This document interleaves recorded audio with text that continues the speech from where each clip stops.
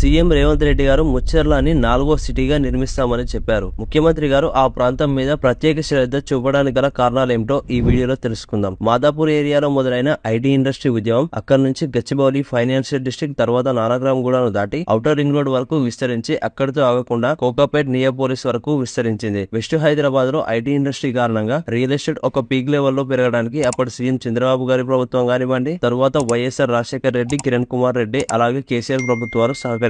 కానీ ఇప్పుడు అక్కడ విస్తరించడానికి అవకాశం లేకుండా తయారైంది. ఎందుకంటే అక్కడ జంట జలాశయాలు, ఉస్మాన్ సాగర్, హిమాయత్ సాగర్లు ఉన్నాయి. అలాగే 111 జీవో ఉంది. ఇలాంటి ఇబ్బందికరమైన పరిస్థితులు చాలా ఉన్నాయి. ఇప్పుడు డెవలప్ చేయడానికి అనుకూలంగా ఏదైనా ఉంది అని అంటే అది శ్రీశైలం హైవేనే. ఎందుకంటే గత ప్రభుత్వం ఫార్మాసిటీ పేరుతో దాదాపు 11,000 ఎకరాలు కలెక్ట్ చేసి పెట్టింది. ఎయిర్పోర్ట్ కి దగ్గరగా ఉంటుంది. అలాగే దీనికి మెట్రో రైల్ సౌకర్యాన్ని అందుబాటులోకి తెస్తే త్వరగా డెవలప్ అవుతుందనే ఉద్దేశంతో చెర్లని తెలంగాణలో 4వ సిటీగా